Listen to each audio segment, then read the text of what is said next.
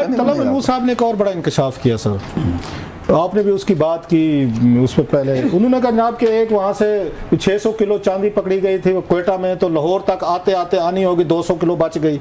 दूसरा उन्होंने टेम्पर्ड गाड़ियों का बताया, फिर FBR का बताया जनाब कि जो गाड़ियाँ पकड़ी जाती हैं जो वहाँ के आगे कस्टम पेड नहीं है यूज करते हैं, वो खुद अफसरान ने अपने आपस में बांट ली है। जो पकड़ी गई है कुछ ऑक्शन G8 वगैरह में होता है उसका पूरा सामान निकाल लेते हैं।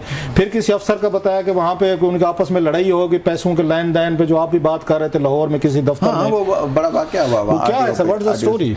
वो एक्चुअली देखे ना, जब इस कमेटी में डिस्कस हुआ, फायरिंग हो गई थी दफ्तर में पैसे बांटने, ये जब डिस्कस हुआ ना तो इनके एक मेंबर हैं, उसको कहते हैं वो बादशाह भी है वजीर भी है, नाम है उसका मीर बादशाह खान वजीर।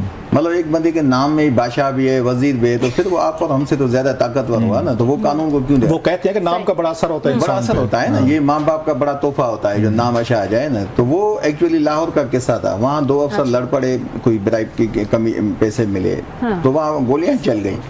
अच्छा, अच्छा उसी बंदे को, अच्छा यही बंदा था जो 2828 कार्टन थे, तो उस वक्त ये मतलब मेंबर था इंडियन रेवेन्यू का, जब ये वाकया हुआ 2800 वाकया हुआ था। तो मकसद अभी इस बंदे को इनाम के तौर पे लगाया गया है मेंबर लीगल।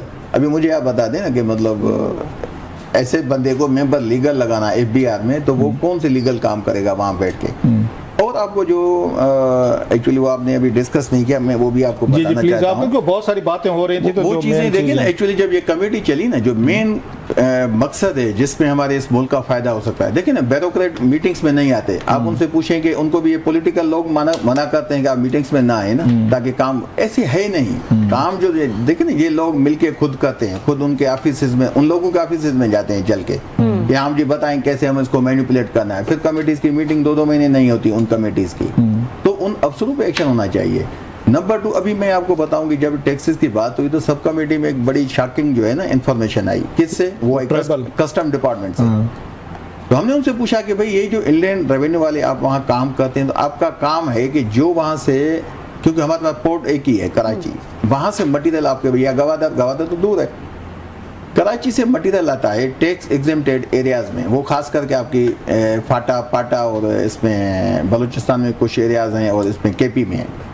तो हमने कहा कि ये मटेरियल आपका कितना, हमें डिटेल दें कि कितना मटेरियल आप लोगों ने इंपोर्ट इन कंपनीज ने किया है, कंपनीज कितनी है। जब उन्होंने डिटेल दी, हमने तो उनसे पूछा था 20 साल का, मैंने कहा 2002 से लें ताकि सारे पाकिस्तान उसमें आ जाएं, परवेज मुशर्रफ साहब का पाकिस्तान, नया पाकिस्तान, पुराना पाकिस्तान सब आ जाए ना। तो वो लाए 5 साल की इंफॉर्मेशन। उन्होंने कहा कि जी 331 बिलियन जो घी की फैक्ट्रीज हैं टैक्स एग्जेम्प्टेड एरियाज में, उन्होंने रॉ मटेरियल मंगवाया।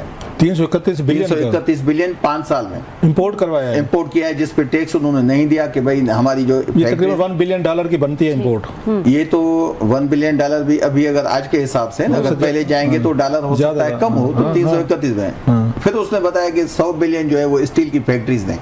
तो हमने उनसे पूछा कि provide the detail of factories, कि कौन कौन सा काम करते हैं, वो नहीं दे पाए। फिर मैंने टेस्को को बुलाया, क्योंकि बिजली वहाँ ट्राइबल एरिया है। मैं बात काट रहा हूँ, इसका मतलब ये है कि अगर ये 400 बिलियन की इंपोर्ट दिखा, जिसके अगेंस्ट LC खुली होगी, डॉलर बह गए होंगे, हाँ, मतलब है ये कोई इसको लीगलाइज मनी लॉन्ड्रिंग भी कह सकते हैं, जैसे सोलर वाले में काम हुआ है कि वो भी सस्ते महंगे करके बुलवा के कैश दिलवा के दुबई में पेमेंट सीखेगी। 400 बिलियन अगर यहाँ से 431 बिलियन, ये सिर्फ दो जो है ना कंपोनेंट मनी लॉन्ड्रिंग के लिए इस्तेमाल हुए, लीगलाइज किस्म के, यहाँ से डॉलर जा रहे हैं और वहाँ से वो आपको कुछ और बड़ी बात ये थी कि इंडियन रेवेन्यू वालों से पूछा गया, पहले तो कस्टम की बात है, भाई आपने कस्टम क्यों नहीं डिडक्ट किया?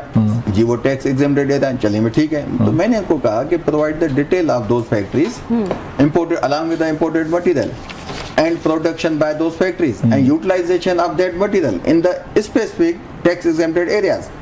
तो उनके पास जवाब ही नहीं था। मैंने कहा भाई मुझे, क्योंकि जब मटेरियल आपका टैक्स एग्जेम्पशन पे आ गया तो उसके बाद आपको डिस्ट्रीब्यूट उन एरियाज में करना है। ये क्या करते हैं, कराची से मटेरियल निकलता है, वो बिकते वहां पहुंचता ही नहीं। अच्छा, ये बड़े में बड़ा बिजनेस है। जब टेस्को से आप मीट करेंगे ना उसकी कि भाई लाजिम अगर फैक्ट्री चलेगी जिसके